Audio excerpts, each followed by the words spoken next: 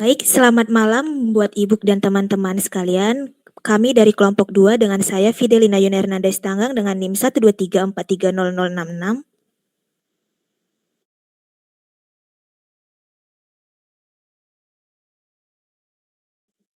Saya Reda Kirani Rahmadina dengan NIM 123430117. Saya Nirwanda Sabita Alwi dengan NIM 123430046. Baik, di sini kami akan mempresentasikan mengenai topik tissue engineering. Boleh next? Baik, nah sebelum kita masuk nih, mengapa sih tissue engineering itu sangat ramai sedang dibahas dan kami mengambil tentang topik ini, kami mengidentifikasi masalah mengenai krisis donor organ dan juga di sini ada visi term. Nah, teman-teman bisa melihat nih dari data tersebut di Amerika Serikat itu terdapat lebih dari 100.000 pasien dalam daftar tunggu transplantasi. Bahkan lebih dari 20 pasien meninggal setiap hari karena organ yang dibutuhkan tidak tersedia tepat waktu. Nah, kita bisa menganalogikan seperti ini. Bayangkan tubuh teman-teman tersebut itu adalah sebuah rumah. Ketika ada bagian rumah yang rusak parah, misalnya pada atap roboh, rumah tersebut kan membutuhkan pergantian agar bisa berfungsi kembali. Nah, pasti teman-teman ada yang berpikir untuk pindah rumah atau memperbaikinya. Nah, kalau kita berpikir untuk pindah rumah atau membutuhkan rumah baru, pasti kita harus ini kan menerima dari orang lain, menunggu orang lain itu keluar. Nah, pada umumnya seperti yang dilihat, jika ada 100 orang ketika rumahnya lagi atapnya roboh dan 100 orang itu perlu pindah rumah, nah pasti kan rumah yang tersedia itu kan nggak selamanya mencukupi 100 orang itu. Nah, seperti itu juga analogi terkait tissue engineering ini.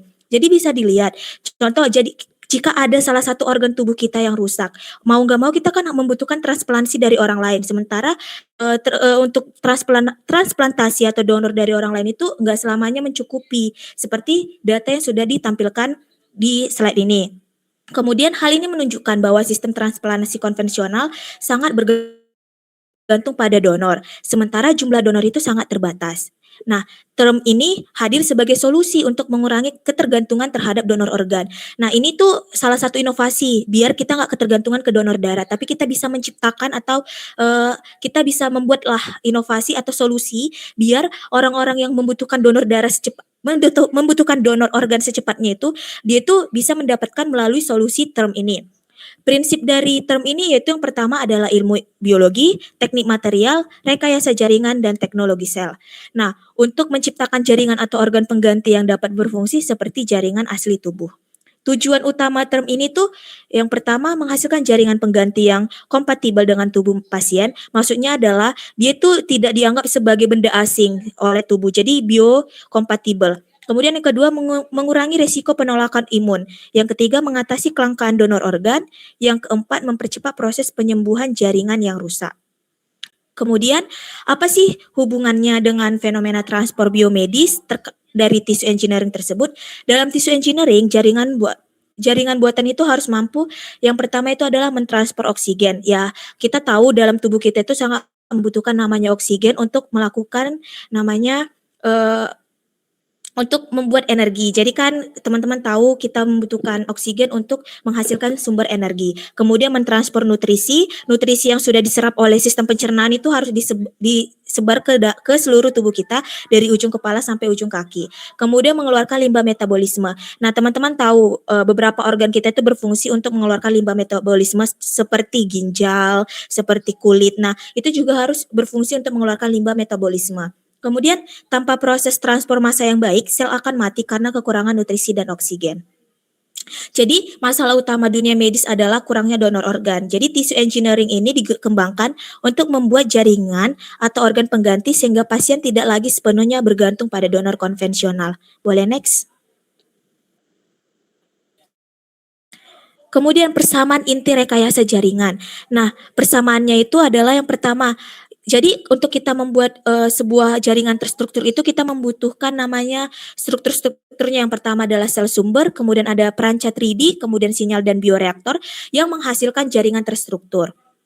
Nah, kita akan bahas satu persatu. Yang pertama adalah sel sumber. Sel sumber ini adalah sel yang merupakan komponen hidup yang akan membentuk jaringan baru.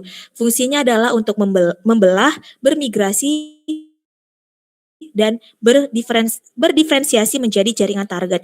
Contoh sel yang biasa digunakan itu adalah sel punca atau stem cell, sel tulang, dan sel tulang rawan. Nah, jadi tanpa sel tidak akan ada pembentuk jaringan baru.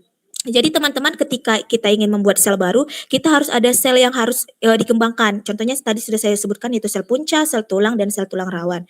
Kemudian ke perancah 3D atau scaffold. Nah, scaffold adalah kerangka sementara tempat sel menempel dan tumbuh. Jadi si scaffold ini tuh sebagai kerangkanya. Jadi istilahnya si sel sumber ini kan sebagai bahannya. Nah, kan bahannya ini nggak bisa bakal terbentuk kalau nggak ada namanya kerangka. Nah, jadi si sel ini akan menempel di scaffold yang dimana scaffold ini akan membentuk jaringan baru tersebut. Nah, fungsi dari si scaffold itu adalah yang pertama meniru struktur jaringan asli, kedua menopang pertumbuhan sel, ketiga memberikan ruang untuk pembentukan jaringan. Nah, jadi scaffold itu nggak boleh asal sembarangan teman-teman karena scaffold itu kalau kita masukkan ke dalam tubuh itu kan bakal dideteksi oleh sel imun sebagai benda asing. Nah, jadi ada beberapa karakteristik scaffold itu. Yang pertama ada biokompatibel, berpori, tidak beracun, dan memiliki kekuatan mekanik yang cukup. Jadi scaffold itu seperti kerangka bangunan saat kita sedang ingin membangun rumah. Kemudian yang ketiga yang tak kalah penting adalah sinyal dan bioreaktor. Nah, sinyal biokimianya itu bisa berupa growth factor, hormon, atau juga protein regulator. Apa sih fungsi dari sinyal biokimia ini? Fungsinya itu adalah yang pertama mengarahkan pertumbuhan sel, mengontrol diferensiasi, dan mengatur pembentukan jaringan. Jadi sinyal ini tidak bekerja sendiri, sinyal ini harus diikuti dengan bioreaktor. Nah, bioreaktor itu adalah alat yang menciptakan lingkungan pertumbuhan yang ideal. Nah, dari bioreaktor ini dia itu bisa mengontrol suhu, pH, oksigen, nutrisi, dan gaya mekanik. Tujuannya adalah agar kondisi kultur menyerupai kondisi tubuh manusia. Jadi kan scaffold yang sudah kita buat dan selnya itu harus bisa menyerupai juga dengan organ yang sebenarnya. Contoh bisa kita ambil ketika kita mau meniru lambung nih, kan kita tahu pH di lambung itu sangat asam. Nah, jadi si jaringan rekayasa jaringan ini juga harus meniru lambung asli itu dengan kadar pH yang asam juga. Kemudian terbentuklah namanya jaringan struktur. Ketiga komponen sebelumnya itu berhasil diintegrasikan, maka terbentuklah jaringan hidup, struktur 3D yang matang, dan memiliki fungsi biologis tertentu. Contohnya adalah yang bisa kita lihat adalah seperti tulang buatan, kulit buatan, tulang rawan buatan, dan pembuluh darah buatan. Rekayasa jaringan ini bukan hanya menumbuhkan sel di laboratorium. Keberhasilan tissue engineering ini memerlukan tiga hal tadi. Yang pertama itu adalah si sel sumber, perancah 3D, dan sinyal bioreaktor yang akan menghasilkan jaringan terstruktur. Tiga sumber yang tidak ada itu tidak akan bisa membentuk jaringan terstruktur yang optimal. Jadi tiga-tiganya itu memiliki peran yang sangat penting dan saling berkesinambungan dan tidak boleh ada yang dihilangkan. Kemudian boleh next. Kemudian ada matriks sumber sel pembangun. Nah, pada slide ini itu membandingkan berbagai sumber sel yang dapat digunakan dalam tissue engineering. Jadi ada 4 matriks sumber sel atau sumber sel pembangun yang bisa digunakan. Yang pertama itu adalah autograft atau sel dari pasien sendiri. Nah, sel ini diambil dari tubuh pasien yang sama. Contoh adalah pengambilan sumsum tulang atau pengambilan kulit untuk graft. Nah, keunggulannya ini adalah risiko penolakan imun yang paling rendah dan tidak memerlukan terapi imunosupresan yang berat. Karena kan ini kan berasal dari tubuh kita sendiri. Tubuh kita sudah mengenali terkait respon tubuh kita, sudah mengenali metabolisme tubuh kita. Jadi minimlah namanya penolakan imun yang akan terjadi. Tapi dari sumber sel yang allograft ini itu mempunyai kekurangan. Yang contohnya itu adalah jumlah selnya terbatas dan membutuhkan operasi tambahan untuk mengambil jaringan.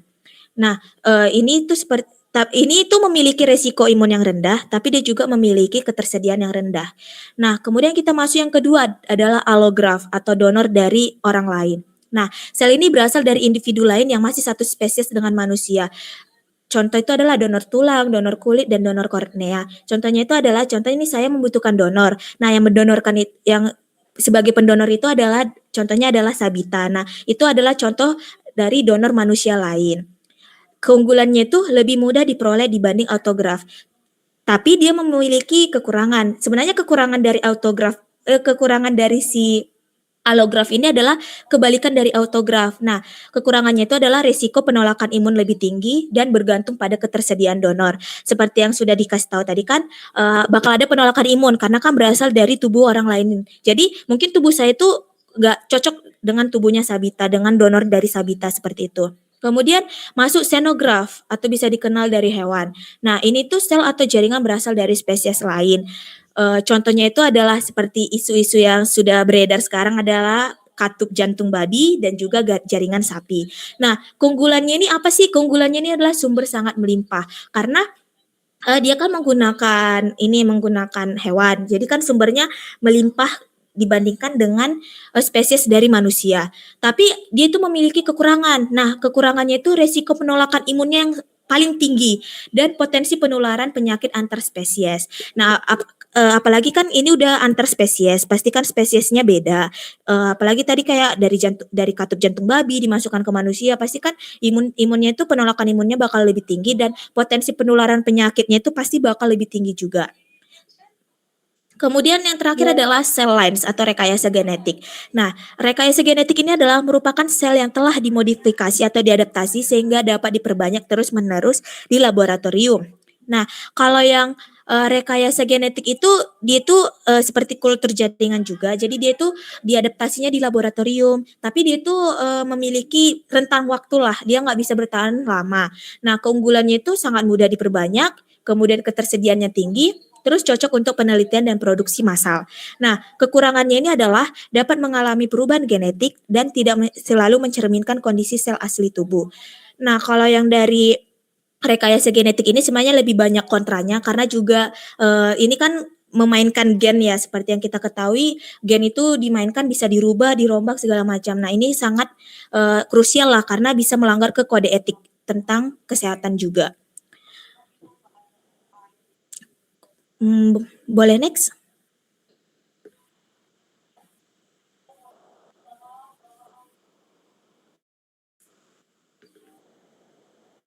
Kemudian ada hierarki sel punca dan terobosan IPSCS.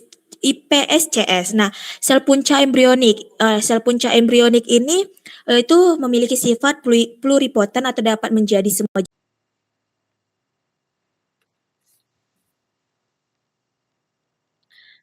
Baiklah, selanjutnya kita lanjut ke slide berikutnya. Di sini mengenai hierarki sel punca dan juga terobosan IPSCS. Nah, yang pertama itu di sini ada 3 poin. Yang pertama ada sel punca embrionik. Nah, dalam gambar didapat keterangannya. Jadi sel punca embrionik ini bersifat pluripotent, dapat menjadi semua jenis sel. Nah, statusnya dia adalah terkendala dilema etika karena mengorbankan embrio. Nah, yang dimaksudnya di sini adalah sel punca embrio itu adalah sel yang diambil dari embrio pada tahap awal dengan kemampuan regenerasi sangat tinggi dan juga bersifat pluripotent atau bisa berubah menjadi hampir semua jenis sel tubuh. Namun itu dia tadi penggunaannya memicu kontroversi etika karena proses pengambilannya itu mengharuskan penghancuran embrio pada embrio tersebut. Terus yang kedua ada sel punca dewasa. Pada gambar didapat keterangan bersifat multipotent atau terbatas pada jenis sel tertentu, misalnya pada tulang dan pada tulang rawan. Lalu sel punca dewasa ini memiliki keunggulan, yaitu dapat dipanen dari sumsum tulang pasien itu sendiri. Nah, sel punca dewasa ini kan ditemukan pada jaringan tubuh orang dewasa seperti sumsum tulang belakang dan bersifat multipotent atau bisa disebut juga dengan hanya bisa berubah menjadi beberapa jenis sel tertentu saja. Yaitu tadi keunggulannya dia lebih aman dari resiko penolakan imun karena dia dapat diambil langsung dari tubuh pasien itu sendiri. Serta dari itu juga dia tidak memicu masalah etika seperti sel embrionik. Nah, yang ketiga ada IPSCS. Di sini jalan pintas etis, sel somatik dewasa direprogram secara genetik menjadi pluripotent, memiliki potensi sel embrionik tanpa mengorbankan embrio. Jadi IPSCS ini merupakan terobosan besar dalam terapi regeneratif karena dia mampu mengubah sel tubuh sel tubuh biasa secara genetik menjadi sel yang memiliki kemampuan pluripoten atau mirip sel punca dan juga embrionik. Nah, kelebihan utamanya itu tadi dia dapat menjadi solusi etis yang ideal karena mampu menyamai fleksibilitas sel embrionik tanpa perlu menghancurkan embrio sama sekali. Boleh next?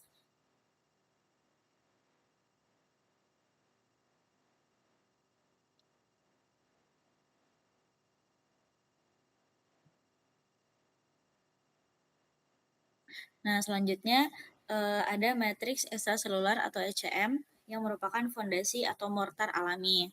Nah, di sini ada 4 bagian. Yang pertama ada kolagen, agregan dan GAGS, yang ketiga ada elastin atau pegas, dan yang keempat ada fibronektin. Nah, yang pertama itu adalah kolagen.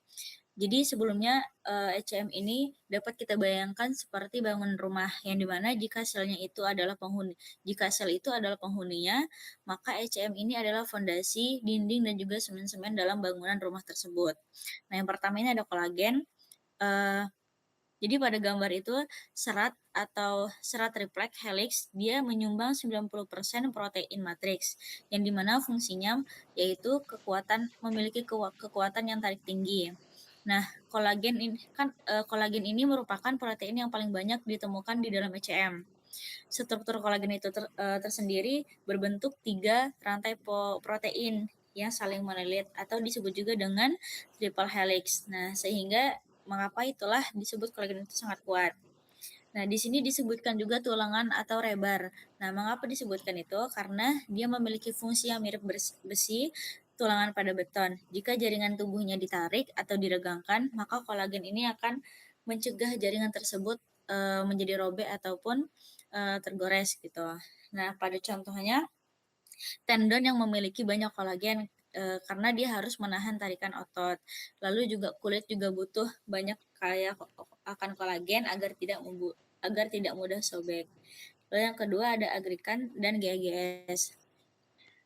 Jadi agregan dan GAGS ini dia mampu mengikat banyak molekul air karena dia banyak menyerap air. Jadi komponen ini dia bersifat seperti spons atau bantalan empuk yang mampu meredam tekanan. Di sini dia disebut sebagai beton atau hidrogel karena beton menahan beban bangunan dan juga hidrogel mampu menyimpan air dalam jumlah yang besar. Contohnya saat kita lagi berjalan ataupun melompat, tulang rawan pada lutut itu akan menerima tekanan besar. Nah, agregan dan GAGS ini dia berfungsi dalam membantu menyerap tekanan tersebut sehingga tulang tadi itu tidak saling bergesekan secara langsung. Lalu yang ketiga ada elastin. Jadi elastin di sini dia merupakan jaringan bersilangan fleksibel yang memiliki fungsi kelenturan dan juga tolakan elastis. Elastin ini protein yang dapat diregangkan, lalu kembali ke bentuk yang semulanya.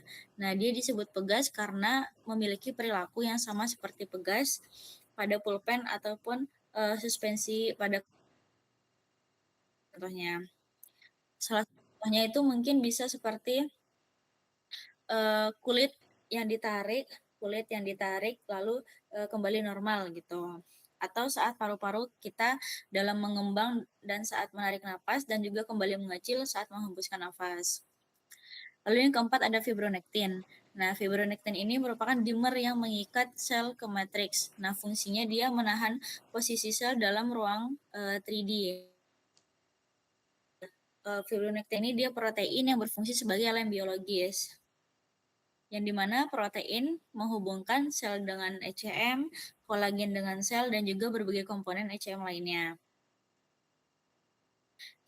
Contohnya itu saat kita terjadi luka, fibronektin ini membantu sel bergerak menuju area luka dan menempel pada tempat yang diperlukan untuk proses penyembuhan luka itu tersebut. Boleh next?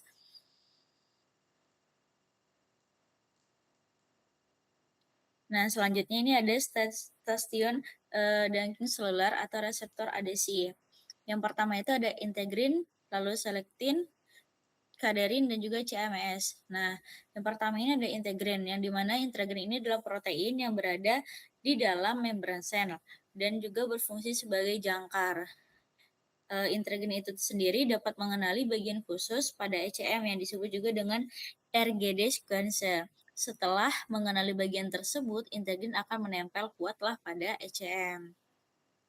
Fungsi utamanya sendiri pada integrin ini dia sebagai dia membantu dalam migrasi sel. Terus juga dia mengirim sinyal dari lingkungan luar ke dalam sel. Lalu yang kedua ada selektin, yang dimana dia mengikat sel darah dengan sel endotel pada pembuluh darah, vital untuk merespon peradangan. Selektin ini juga banyak ditemukan pada pembuluh darah. Dia itu terjadi contohnya saat terjadi infeksi pada luka. Nah, jadi sel darah putih itu mengalir di pembuluh darah, lalu selektin juga menangkap sel darah putih tersebut, sel darah putih akan melambat, lalu sel darah putih akan keluar menuju lokasi atau lokasi yang jadinya luka tadi ya. Yang ketiga ada cadarin. Cadarin ini dia adalah pengikatan homofolik antar sel yang identik, sangat bergantung pada ion kalsium Ca2+. Nah, dia ini menghubungkan satu sel dengan sel lain, tapi dia yang sejenis gitu. Lalu yang keempat ada CMS atau Cell Adhesion Molecular. Dia merupakan pengenalan antigen dan juga interaksi sel-sel independen tanpa butuhnya kalsium. Kalau misalnya cadarin tadi dia membutuhkan ion kalsium, kalau misalkan CMS ini dia tidak membutuhkan ion kalsium. Nah, dia juga CMS ini juga merupakan protein yang membantu sel mengenali dan juga berinteraksi dengan sel lainnya. Jadi dia fungsinya itu membantu sel imun mengenali target, terus itu komunikasi antar sel dan juga pembentukan jaringan. Oke, terima kasih. Boleh next. Baik, selanjutnya kita akan membahas mengenai scaffold, di mana secara prinsip scaffold itu bertindak sebagai matriks ekstraseluler sintetis atau kerangka 3 dimensi yang memfasilitasi adesi, migrasi, proliferasi, hingga diferensiasi sel demi memulihkan fungsionalitas jaringan yang rusak. Nah, sebuah scaffold yang ideal ini wajib memenuhi sejumlah parameter nih teman-teman. Yang pertama itu dia tuh harus bersifat biokompatibel, di mana agar tidak memicu respons sitotoksik ataupun penolakan imun dari tubuh. Kedua, memiliki porositas yang tinggi, umumnya di atas 80% dengan interkonektivitas pori yang optimal untuk mendukung difusi nutrisi, pertukaran oksigen, serta eliminasi sisa metabolisme. Lalu yang gak kalah pentingnya adalah memiliki mechanical properties yang baik ataupun kekuatan mekanik agar setara dengan native tissue target, sehingga mampu menahan stres mekanis selama proses regenerasi berlangsung. Berdasarkan sifat degradabilitasnya tersebut, scaffold ini diklasifikasikan jadi dua nih. Yang pertama itu biodegradable ataupun dapat terurai, di mana scaffold ini dirancang untuk terdegradasi secara bertahap, yaitu in vivo seiring dengan laju deposisi dari jaringan barunya oleh sel. Contoh polimer sintesis materialnya ya di sini kita mengambil 4 macam, yaitu PGA, PLA, kolagen, dan juga kitosan. Sedangkan dari polimer alaminya kita mengenalnya seperti kolagen dan juga kitosan ini. Aplikasinya adalah perancah rekayasa jaringan sementara, benang bedah, dan juga kulit buatan. Sifat dari biodegradable ini dapat terhidrolisis perlahan saat sel asli mulai memproduksi ECM alami mereka sendiri. Yang kedua adalah scaffold non-biodegradable atau permanen. Dia itu memiliki sifat degradasi enzimatik maupun hidrolitik dalam tubuh, umumnya diintegrasikan untuk implan struktural jangka panjang. Contoh materialnya adalah PTFE ataupun Teflon, poliuretanas, titanium, dan juga PDMS. Aplikasi dalam non-biodegradable ini ialah seperti katup jantung, cangkok pembuluh darah buatan, sendi tulang. Sifatnya itu stabil secara kimiawi, namun berisiko memicu peradangan kronis atau kapsul fibrotik yang cukup jangka panjang. Boleh next.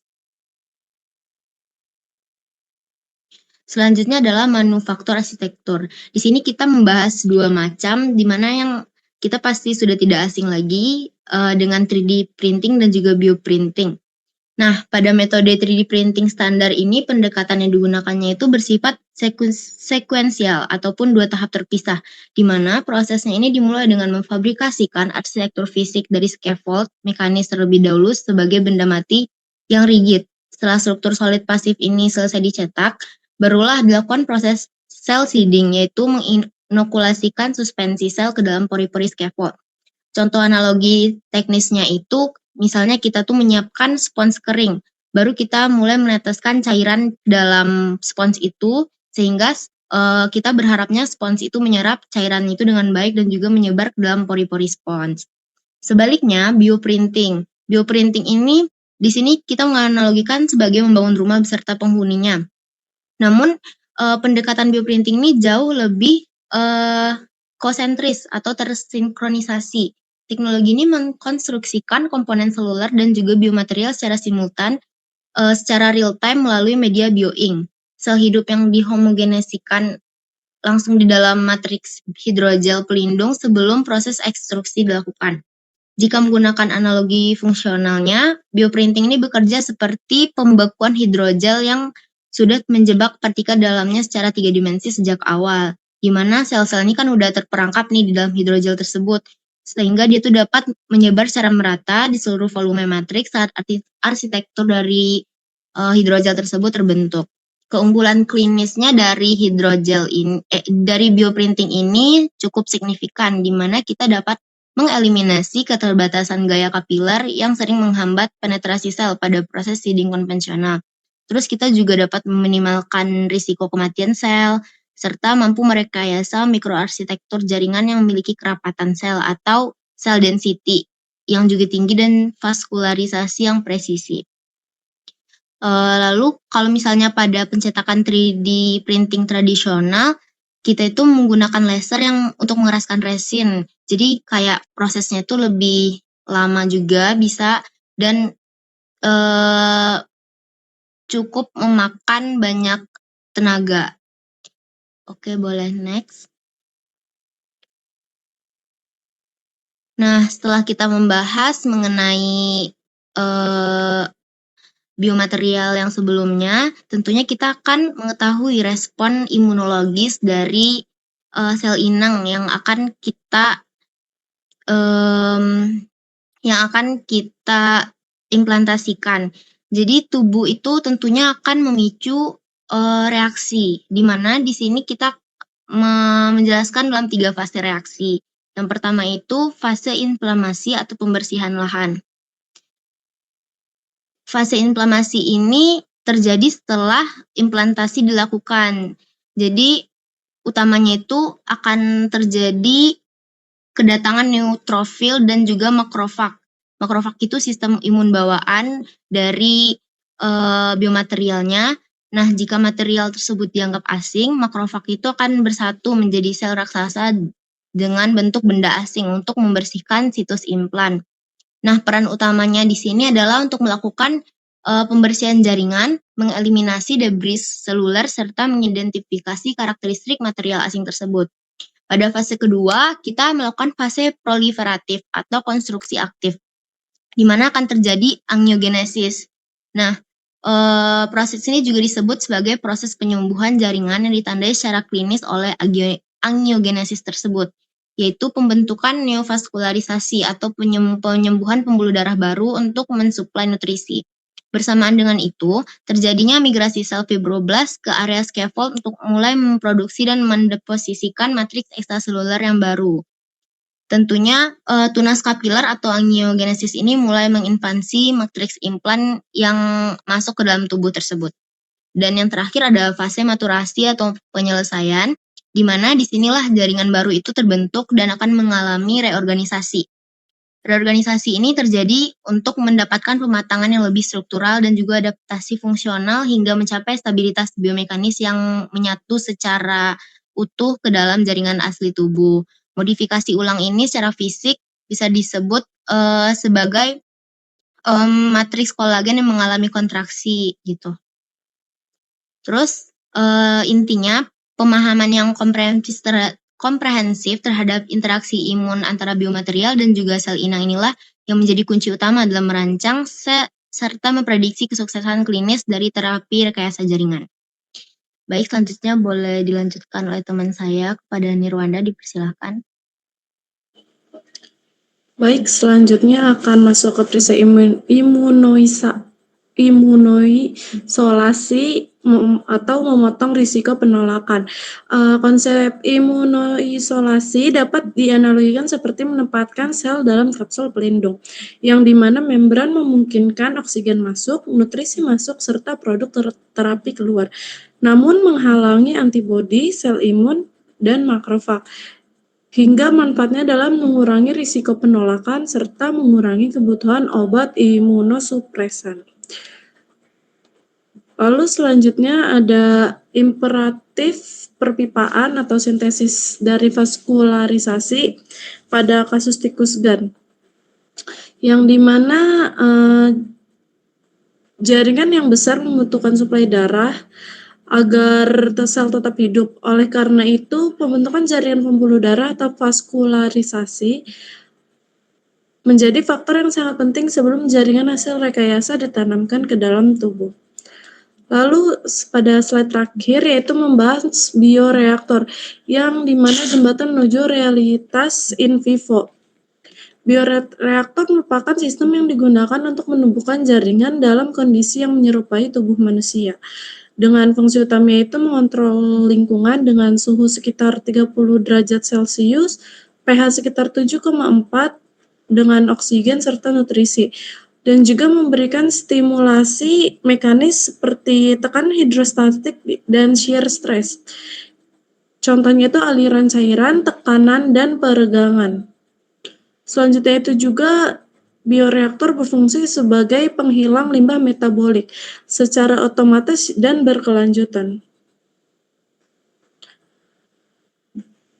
Baik, presentasi kelompok kami hanya sampai slide ini. Untuk selanjutnya saya kembalikan ke moderator.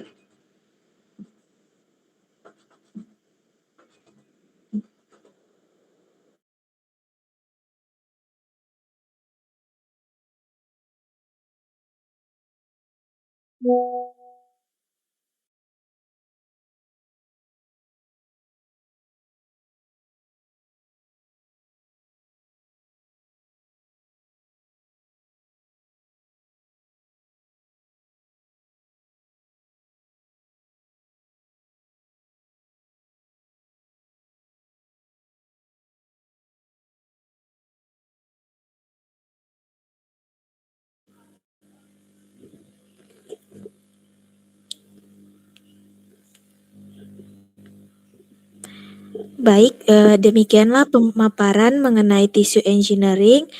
Dari materi ini dapat dipahami bahwa tissue engineering menjadi salah satu solusi inovatif untuk memperbaiki atau menggantikan jaringan yang rusak melalui kombinasi sel, scaffold, dan sinyal biologis.